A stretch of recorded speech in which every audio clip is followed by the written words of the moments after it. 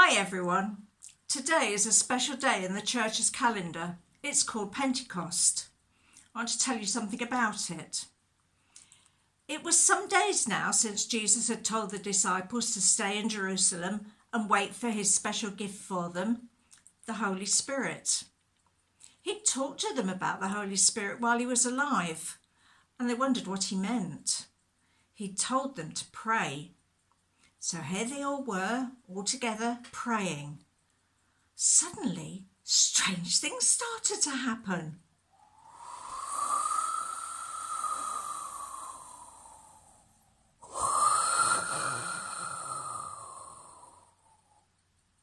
What was that?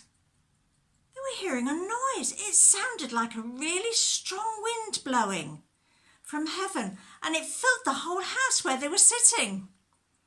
Then something else happened. They saw what looked like tongues of fire, and they were separating and coming to rest on each one of them. But they didn't burn them. The Holy Spirit had come and had filled each one of them, and they all started speaking in different languages. Other people heard all this noise and came out to see what was going on. They couldn't believe what was happening. "They're speaking in my language," said one. "And in mine," said another. They could all understand what the disciples were saying, and they knew that they were praising God. However, some people didn't believe them, and they made fun of them. They've been drinking too much wine." Peter stood up and he started to speak to the crowd. This was the same Peter who a few weeks back had been so scared for his life that he told people he didn't know Jesus because he was frightened to say he did. And yet here he was talking to everybody. And he said, "No, we're not drunk."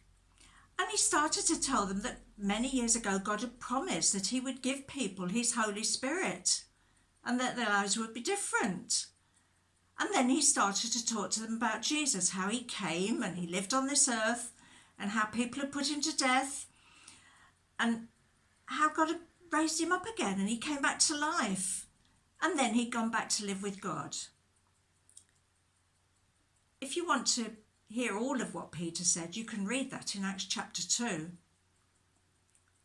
After this, people wanted to know what to do. So Peter told them to change the way they were living and to be baptised. And many people did just as he asked. In fact, there were 3,000 people that responded. And after this, they met together to learn more from the apostles about Jesus and to pray and to break bread. And they shared time together. They even shared things they'd got together so that people weren't without anything. They had a wonderful time. And they praised God through it all. How did this story make you feel? What was it you liked about it? How would you have felt if you'd been one of those disciples that day? I don't know how I would have felt. Do you think God gives his Holy Spirit today? Perhaps you can think about some of these questions during the week and speak to somebody at home about them, about your thoughts. Still look forward to the day when we're going to be together again. And until then, it's story time on Sunday. So bless you all and God keep you safe. And we'll see you next week. Bye.